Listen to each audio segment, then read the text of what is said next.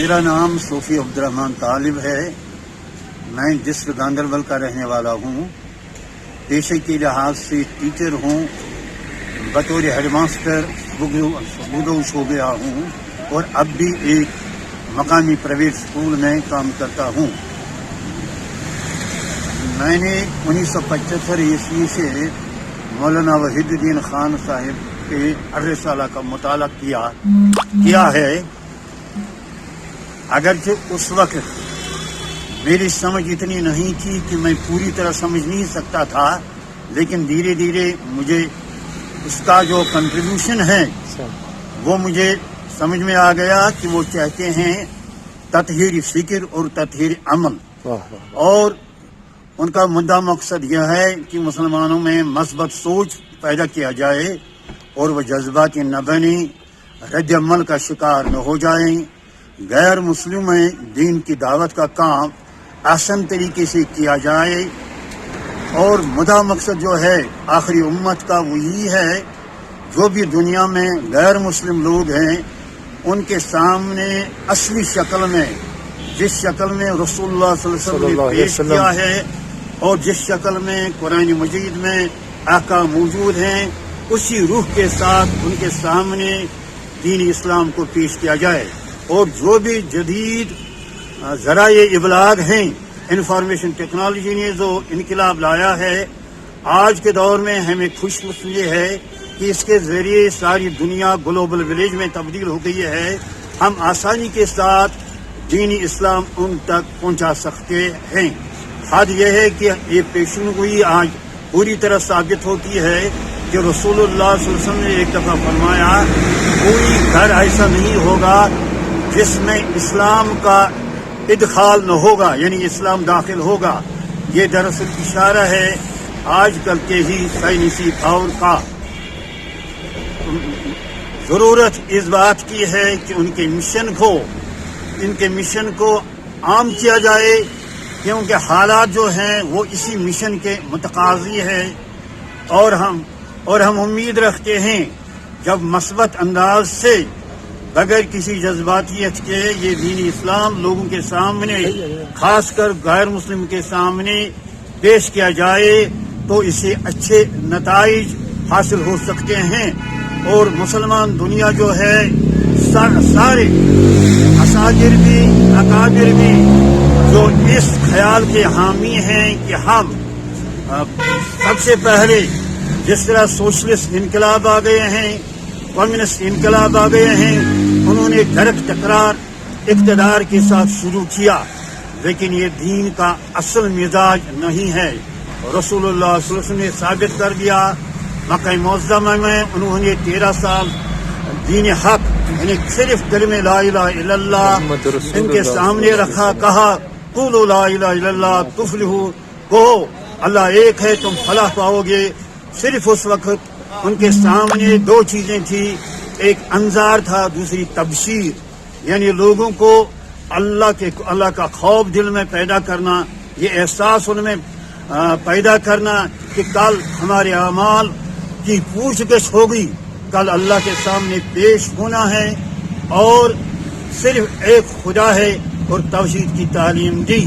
بس اس 13 سال جدوجہد میں انہوں نے یک طرفہ طور مشرکین کے تمام جو بھی تکالیف تھی، جو بھی مشکلات تھے، وہ یک طرفہ طور برداشت کیے، اور ایسے لوگوں کی ایک جماعت تیار کی جو اس مقام پر پہنچ گئے تھے کہ وہ چلے گئے مدینہ منورہ. انہوں نے وہاں کے حالات کا جائزہ لیا، انہوں نے اس زمین کو دین اسلام کے لیے زرخیز پایا. پھر خدا کے حکم سے ہجرت کا حکم آیا.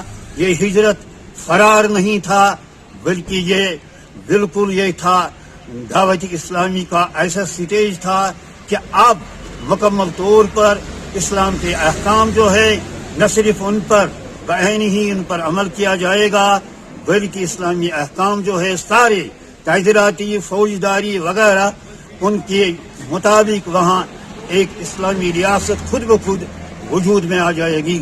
انہوں نے ہمیشہ ٹکراؤ کے راستے سے اجتناب کیا. اس کی واضح مثال صلح حدیبیہ ہے. صلح حدیبیہ میں انہوں نے मुशरिकीन मक्का जो थे उनके तमाम शराइत एक तरफा तौर कबूल किए, हत्ता कि हजरत उमर फारूक को अपनी वो गैरत के खिलाफ भी नजर आ गए। हजरत अली ने भी उस जो एक ट्रीटी हो गई थी, एक महादा हो गया था, नाजंग महादा, उसने रसूलुल्लाह सल्लल्लाहु अलैहि वसल्लम के दस्तखत को मिटाना नहीं चाहा। जब कुफार कुरैश के लीडर ने इस पर एतराज किया कि हम तो मानते ही नहीं है आपको मोहम्मद और रसूलुल्लाह सल्लल्लाहु अलैहि वसल्लम ज़्यादा रसूल का लफ्ज़ इसे मिटाया जाए। तालिब साहब, नई नस्ल को मौलाना की फिक्र को समझने की किस हद तक जरूरत है? नई नस्ल जो है उनको मौलाना को किस तरह समझना चाहिए, लेना चाहिए? जो नई सोच है, आज खुदा का ये फजल है कि आज तवहमात का दौर खत्म हो गया है।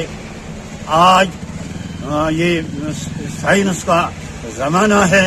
ज़्यादा हमें चाहिए कि जो जनरेशन है उनको चाहिए कि दीन इस्लाम जो है एक साइंटिफिक रिलीजन है, उनको चाहिए कि वो इसको उसी अंदाज से समझे। मौलाना ने असली उसलूब में, एक साइंटिफिक उसलूब में इस्लाम को पेश किया है, और ये आज की जो आने वाली जनरेशन है उसके लिए ये बहुत ही अपीलिंग है।